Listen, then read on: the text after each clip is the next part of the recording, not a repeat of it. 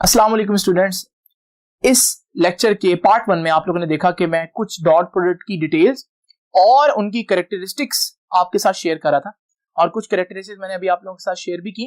ये कैरेक्टरिस्टिक्स एक दफा फिर से देख लें। खास तौर पे इसमें दो चीजें, भाई परपेंडिकुलर वेक्टर्स का डॉट जीरो होगा, पैरेलल वेक्टर्स का डॉट मैक्सिमम होगा। उसके बाद देखिए हमारे पास अगर आप i को j से, j को k से, k को i से डॉट प्रोडक्ट लेंगे जीरो आएगा, लेकिन अगर i को i से, j को j से और k को k से मल्टीप्लाई करेंगे तो आंसर 1 आएगा। तो अब जरा देखते हैं कुछ और इंपॉर्टेंट बातें। तो मैंने आपसे एक क्वेश्चन किया था कि डॉट प्रोडक्ट दो वेक्टर्स को मल्टीप्लाई करें डॉट के जरिए तो मैटर नहीं करता डायरेक्शन, क्योंकि कॉम्यूटेटिव है, लेकिन क्या तीन वेक्टर्स को मल्टीप्लाई करें तो काम चलेगा? जरा देखते हैं एक एग्जांपल से। तो स्टूडेंट जरा देखते हैं एक नजर इस एमसीक्यू को। Associative property for dot product, आगे है ऑप्शन ब्लैंक छोड़ी हुई। ऑप्शन ए है होल्ड, ऑप्शन बी है डज नॉट होल्ड। क्या एसोसिएटिव प्रॉपर्टी होल्ड करती है या नहीं करती? एसोसिएटिव प्रॉपर्टी क्या है? एसोसिएटिव प्रॉपर्टी है कि तीन वेक्टर्स को मल्टीप्लाई करें डिफरेंट अरेंजमेंट से आंसर सेम है। A dot B dot C is equal to A dot B dot C. क्या इसका आंसर सेम आएगा? क्यों ना हम इसको एक एग्जांपल से देखें। मैं आपको एक एग्जांपल देता हूं, मैं आपको एक क्वेश्चन देता हूं, आप इसको सॉल्व करें जरा। क्वेश्चन कुछ इस तरह से है कि i dot j dot k, जरा सॉल्व करें इसको। अब आप सॉल्व करेंगे j डॉट k को पहले ब्रैकेट के अंदर, और याद है j डॉट k का आंसर जीरो, क्योंकि परपेंडिकुलर है। अब बाहर रह गया i और ब्रैकेट के अंदर रह गया जीरो। और आपको पता है जब भी कोई चीज किसी जीरो से मल्टीप्लाई हो तो आंसर क्या आता है? आंसर जीरो आता है। तो ये हमारे पास बन जाएगा जीरो। तो इसका आंसर क्या आया? जीरो आया। आप सबने इसका आंसर जीरो निकाला ना, लेकिन आपको पता है ये आंसर जीरो नहीं आ सकता। आप एक बहुत इंपॉर्टेंट और बेसिक चीज मिस कर रहे हैं, जरा तवज्जो कीजिएगा। याद है हमने पढ़ा था स्केलर प्रोडक्ट या डॉट प्रोडक्ट क्या होता है? डॉट प्रोडक्ट जब दो वेक्टर्स को मल्टीप्लाई करें और आंसर क्या है? स्केलर है। जब दो वेक्टर्स को, जरा देखें दोबारा इस एमसीक्यू, आपने अंदर j डॉट k को मल्टीप्लाई कर लिया, j डॉट k का आंसर जीरो आ गया, मगर अब अंदर जीरो है और बाहर i हैड है। i हैड वेक्टर है, अंदर जीरो है, जीरो नंबर है, नंबर तो स्केलर्स होते हैं। क्या स्केलर और वेक्टर का डॉट लिया जा सकता है? नहीं। इसका मतलब आप इसको आंसर जीरो नहीं ला सकते। जरा इस बात को अगर आप जहन में रखें तो उस एमसीक्यू को जरा देखते हैं दोबारा से। एमसीक्यू था कि एसोसिएटिव प्रॉपर्टी के तीन वेक्टर्स को डॉट करना होल्ड करती है या नहीं करती? तो आप जरा देख लें, ऑप्शन ए है होल्ड और ऑप्शन बी है डज नॉट होल्ड। अब आपके ख्याल में इसमें कौन सा होगा? आप कह रहे हैं कि डज नॉट होल्ड, लेकिन एक्चुअली में अगर टेक्निकली देखें तो इसके लिए एक सी ऑप्शन होना चाहिए, और वो है डज नॉट एग्जिस्ट। आप कहेंगे सर इसका तो एक ही मतलब है, लेकिन जब हम कहते हैं डज नॉट एग्जिस्ट, इसका मतलब है कि आप एसोसिएटिव मल्टीप्लिकेशन तीन वेक्टर्स की कर ही नहीं सकते। डज नॉट होल्ड का मतलब क्या है? आपने आंसर किया लेकिन लेफ्ट साइड का आंसर और राइट हैंड साइड का आंसर बराबर नहीं आया, तो हम कहेंगे एसोसिएटिव प्रॉपर्टी एग्जिस्ट नहीं करती। लेकिन आप तो लेफ्ट साइड का आंसर निकाल ही नहीं सकते, तो जब निकाल ही नहीं सकते तो आप कहेंगे ये एग्जिस्ट ही नहीं करती। उसके बाद एक और एमसीक्यू देखते हैं, बड़ा सिंपल एमसीक्यू है। Dot product is maximum for which angle? Option A 0 degree, option B 90 degree, option C 180 degree. अगर दो वेक्टर्स ए और बी हैं, 0 डिग्री पर उनका आंसर ए बी आएगा, 90 डिग्री पर उनका आंसर जीरो आएगा, परपेंडिकुलर वेक्टर्स का डॉट जीरो है, अभी हमने व्हाइट बोर्ड पर पढ़ा, और 180 डिग्री पर उनका आंसर माइनस ए बी आएगा। अब आप इनमें से कौन सा ऑप्शन चूज करेंगे?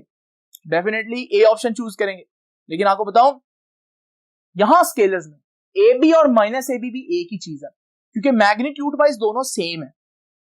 तो याद रखिएगा सिर्फ फर्क इतना होगा कि अगर वर्क डन 100 है और वर्क डन -100 है, एक में वर्क हो रहा होगा, एक में वर्क लग रहा होगा। इसका फर्क होता है work done on the system, work done by the system, लेकिन वर्क तो मैग्नीट्यूड वाइज उतना ही होगा। इसका मतलब बोथ ए एंड सी इसका सही ऑप्शन होगा। यानी कि डॉट प्रोडक्ट कब मैक्सिमम होता है? 0 डिग्री पर, 180 डिग्री पर, दोनों पर। नेगेटिव साइन का मतलब अक्सर बच्चे लेते हैं कि ये बहुत कम हो गया नेगेटिव लगने की वजह से, ऐसा नहीं है।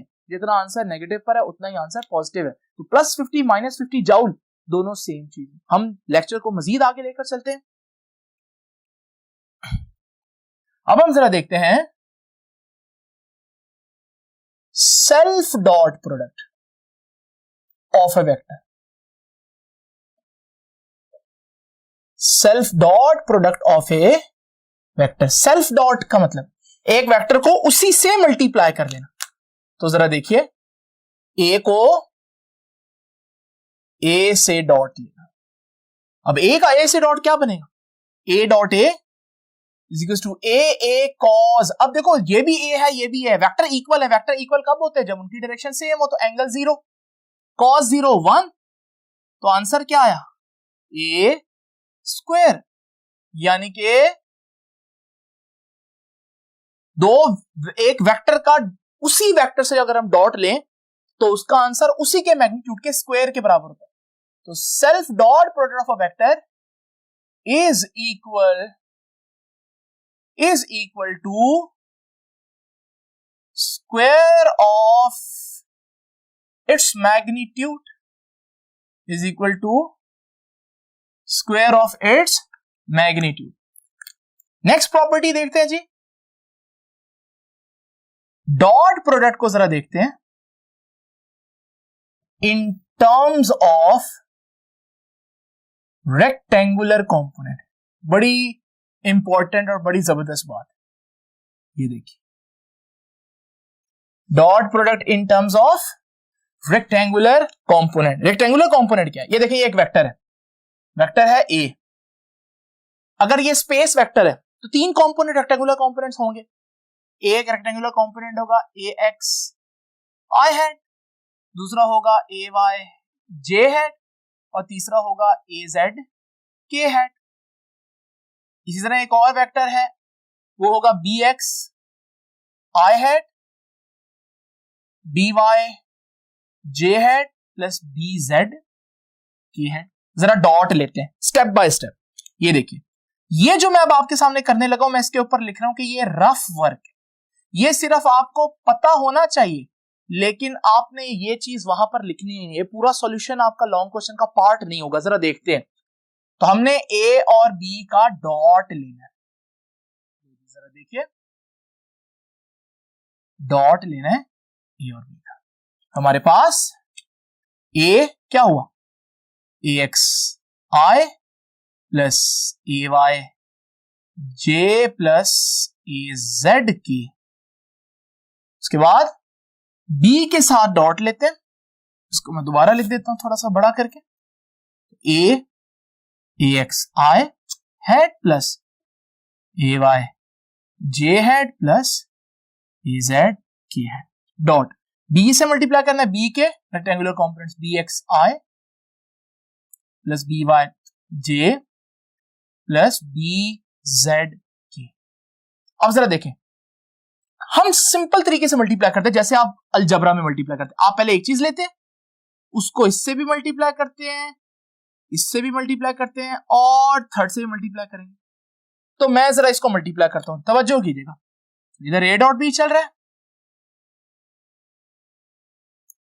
ए एक्स बी एक्स, और साथ आई से मल्टीप्लाई होगा तो आई डॉट आई।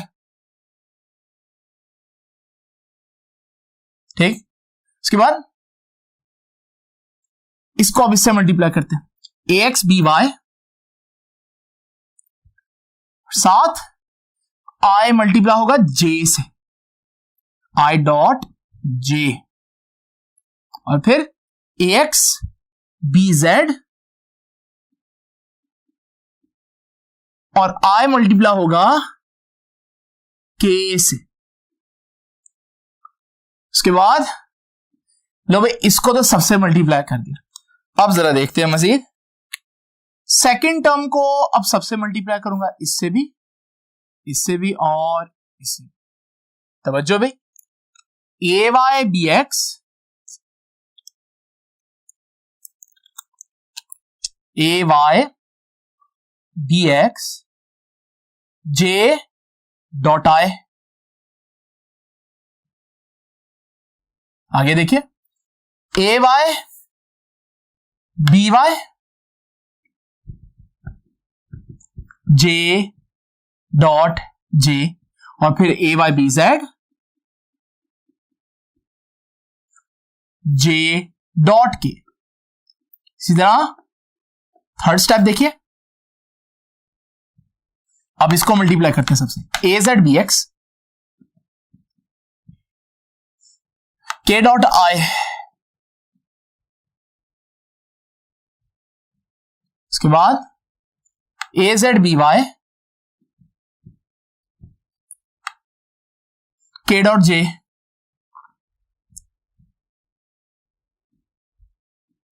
उसके बाद ए जेड बी जेड के डॉट के। अब जरा तवज्जो कीजिएगा, मैंने आपको बताया था कि आई डॉट जे डॉट के डॉट आई 0 है, और मैंने बताया था I dot I J dot जे के डॉट के 1 आएगा। तो जरा पहले इनको देखो, आई डॉट जे डॉट के और के डॉट आई कहां कहां है। ये देखें आई डॉट जे 0 हो जाएगा, ये टर्म तो गई।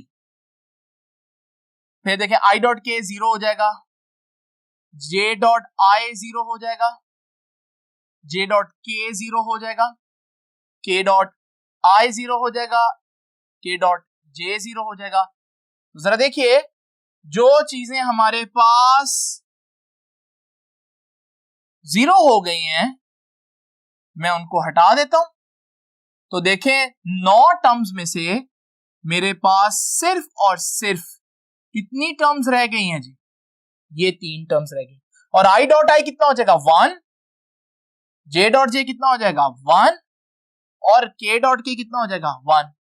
इसका मतलब इस सारी चीज का आंसर ये आया, और मैं इस आंसर को आपके सामने अब लिख रहा हूं यहां पर। तो ये देखिए जी, इसका मतलब ए डॉट बी किसके बराबर आएगा, A x B X, X component को एक्स कॉम्पोनेंट से मल्टीप्लाई कर दें, यानी आई हैड को आई हैड, और A Y B Y, Y component को वाई कॉम्पोनेंट से मल्टीप्लाई करें, और A Z B Z, Z component को जेड कॉम्पोनेंट से मल्टीप्लाई करें, यही हमारा डॉट प्रोडक्ट हुआ। तो देखिए डॉट प्रोडक्ट को फाइंड आउट करना कितना आसान है, जरा देखते हैं इसको किस तरह से हम कैलकुलेट कर सकते हैं। आइए स्टूडेंट्स जरा देखते हैं इन दो वेक्टर्स को कैसे मल्टीप्लाई करना है। वेक्टर ए है i प्लस जे प्लस के, और वेक्टर बी है 4i प्लस जे माइनस 5k। अभी मैंने बताया सिंपल मेथड है, जब भी डॉट लेना है i वाली चीज को i वाली चीज से, j को j से और k को k से मल्टीप्लाई करना है। लेकिन i और i को मल्टीप्लाई करेंगे उसका आंसर 1 आना है, तो आप यूं समझे कि i के साथ जो चीज है उसको मल्टीप्लाई करना है। जरा देखिए, तो i के साथ जो चीज है, पहले वेक्टर a के साथ कुछ भी नहीं है तो 1 है, और दूसरे वेक्टर का जो i है उसकी वैल्यू 4 है, तो 1 4 4। उसके बाद हमारे पास जो सेकंड है तो 1 प्लस 1 नीचे 1 आ जाएगा, 1 इंटू 1 आ जाएगा। और थर्ड में देखें, पहले तो आप देखें ऊपर है प्लस 1 k के साथ, और नीचे k के साथ माइनस 5 है, तो प्लस 1 इंटू माइनस 5। जरा जल्दी से इनको सॉल्व करें तो आप देखेंगे ये तो 5 माइनस 5 आंसर 0 आया। तो आपने देखा कि किस तरह से डॉट प्रोडक्ट आप ले सकते हैं बहुत आसानी से। तो डॉट प्रोडक्ट लेना बहुत आसान है, लेकिन ये एग्जांपल मैंने क्यों चूज की, जरा तवज्जो कीजिए। डॉट प्रोडक्ट लिया और आंसर 0 आया, कुछ याद आता है आपको डॉट प्रोडक्ट का आंसर 0 आ रहा है, इसका क्या मतलब है? जरा सोचें, डॉट प्रोडक्ट कब 0 आता है? डॉट प्रोडक्ट 0 आता है जब उनके दरमियान एंगल 90 डिग्री हो। इसका मतलब मैं इन वेक्टर्स को देखे बगैर कह सकता हूं कि ये दोनों वेक्टर्स 90 डिग्री हैं, क्योंकि उनका डॉट 0 आ रहा है, और डॉट तो तब 0 आएगा जब हमारे पास वेक्टर 90 डिग्री हो। इसका मतलब क्या हुआ कि डॉट प्रोडक्ट कोई फालतू चीज नहीं है, ये एक बहुत जबरदस्त टेस्ट है चेक करने के लिए कि दो वेक्टर्स परपेंडिकुलर हैं या नहीं। इस तरह का न्यूमेरिकल भी आपके एक्सरसाइज में अगर वो कहीं पर कहे कि चेक करें कि ये दो वेक्टर्स परपेंडिकुलर हैं या नहीं, आप उनको ड्रॉ ना कीजिएगा और कुछ भी नहीं करना, आपने सिंपल उसका डॉट लेना है। अगर डॉट का आंसर क्या आ जाए 0, तो इसका मतलब वो परपेंडिकुलर हैं, और अगर 0 ना आए तो ये परपेंडिकुलर नहीं है। ये बड़ा जबरदस्त टेस्ट है, इसको याद रखिएगा। अब आखिरी चीज जो वो पूछ सकता है वो ये पूछ सकता है कि दो वेक्टर्स के दरमियान एंगल कितना है। यहां एंगल थीटा वो एंगल नहीं है, मैंने आपको बताया था। ये देखिए, ये एंगल थीटा दोनों वेक्टर्स की टेल के दरमियान एंगल होता है, ये वाला एंगल थीटा। अब वो जो एक वेक्टर का एंगल थीटा होता है वो कहां से बनता है, वो पॉजिटिव एक्स एक्सिस से एंटी क्लॉकवाइज डायरेक्शन में बनता है, जबकि ये दो वेक्टर्स के दरमियान बनता है, वो पुरानी बात होगी। अब ये वेक्टर कैसे निकाला जा सकता है, तो लास्ट हमारे पास है डायरेक्शन कैसे फाइंड आउट की जा सकती है, दोनों वेक्टर्स के दरमियान एंगल कैसे फाइंड आउट किया जा सकता है। तो ये देखिए जी, हमारे पास a डॉट बी किसके बराबर होता है, ए बी कॉस थीटा। तो ये आ जाएगा ए बी कॉस थीटा, और वहां क्या रह जाएगा, A x B X, A Y B Y and A Z B Z. उसके बाद आपने एंगल निकालना है, इसको इधर ही रहने दें, और ये ए बी उधर जाकर डिवाइड हो जाए, a x B x plus a Y B y plus a Z B z divided by a b उधर जाकर डिवाइड हो जाएगा, तो ए का मैग्नीट्यूड बी का मैग्नीट्यूड। ये है एंगल निकालने का तरीका। तो आपने देखा कि कितना आसान है डॉट प्रोडक्ट्स को डील करना। तो अगली एग्जांपल में जो आपकी बुक की एग्जांपल है, हम जरा उनको डिस्कस करते हैं ताकि हमें मजीद चीजें जो है वो क्लियर हो। तो बच्चों जरा देखते हैं आपकी बुक के पेज नंबर 33 और 34 के ऊपर दो एग्जांपल्स दी हुई हैं। उनमें से पहले एग्जांपल में उसने 2 पॉइंट्स दिए हैं और फोर्स दी हुई है, और कहता है फाइंड आउट करें वर्क डन। आपको पता है work done is the dot product of force and displacement. Force तो मौजूद है मगर डिस्प्लेसमेंट नहीं है। डिस्प्लेसमेंट निकालने के लिए पहले हम निकालते हैं, इन पॉइंट्स का हमें कोई फायदा नहीं है, हम इनको वेक्टर की फॉर्म में लेकर आते हैं। तो पॉइंट ए का पोजीशन वेक्टर निकालते हैं, वो आर ए होगा, और वो निकालना बहुत आसान है। कोऑर्डिनेट्स की जगह पहले कोऑर्डिनेट के साथ आई लगा दें तो 1 है, और 3 के साथ यानी कि सेकंड कोऑर्डिनेट के साथ जे लगा दें। इसी तरह पॉइंट बी के साथ 5 के साथ आई लगा दें और 7 के साथ जे लगा दें। और अब आपने डिस्प्लेसमेंट निकालना है, तो डिस्प्लेसमेंट निकालने के लिए इनको माइनस कर, तो आर बी माइनस आर ए।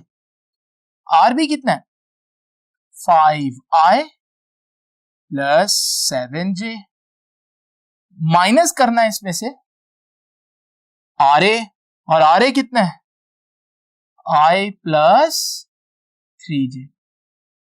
अब जरा देखें, 5 में से 1 जाएगा तो 5i माइनस i 4i, और 7j माइनस 3j 4j। तो ये हमारे पास डिस्प्लेसमेंट आ गया। अब जरा देखिए, हमें निकालना है वर्क, और work is the dot product of force and displacement. Force कितनी है, 2i प्लस 3j, और डिस्प्लेसमेंट कितना है, 4i प्लस 4j। मल्टीप्लाई करते हैं, डॉट को कैसे मल्टीप्लाई करना है, i को i से, j को j से, k को k से। तो 2 4s are 8 plus 3 4s are 12 and 8 plus 12 is 20। तो ये हमारे पास वर्क आ गया 20। लेकिन मैं वर्क के साथ यूनिट जाउल नहीं लिख सकता क्योंकि उसने हमें फोर्स का यूनिट न्यूटन बताया नहीं, कंफर्म नहीं किया, तो मैं इसलिए लिख देता हूं साथ कि 20 यूनिट्स। तो ये है हमारे पास किस तरह से डॉट प्रोडक्ट निकाल के हम वर्क फाइंड आउट कर सकते हैं। अब स्टूडेंट्स देखते हैं जरा ये दूसरी एग्जांपल। 2 वेक्टर्स है और कहता है find projection of a on b. A की प्रोजेक्शन, याद है प्रोजेक्शन को मैंने बोला था एज ए शैडो इमेजिन करें, और प्रोजेक्शन जो है वो ए की ए कॉस थीटा होगी। तो वो कह रहा है दूसरे अल्फाज में कि क्या फाइंड आउट करें, ए कॉस थीटा। जरा याद करें, ए डॉट बी किसके बराबर था, ए बी कॉस थीटा। मुझे क्या फाइंड आउट करना है, मुझे ए कॉस थीटा, ये चीज। तो मैं यहां से बी को उठाकर इधर ले जाऊंगा, तो फिर ए कॉस थीटा बराबर आ जाएगा ए डॉट बी, और ये बी का मैग्नीट्यूड उधर आकर डिवाइड होगा। अब जरा देखें, तो क्या क्या चीज मुझे चाहिए, एक तो मुझे डॉट प्रोडक्ट फाइंड आउट करना है और फिर बी का मैग्नीट्यूड फाइंड आउट करना है। मैं इधर पुट करूंगा, मेरे पास a cos थीटा आ जाएगा। पहले तो मैं डॉट प्रोडक्ट फाइंड आउट करता हूं, देखिए जरा।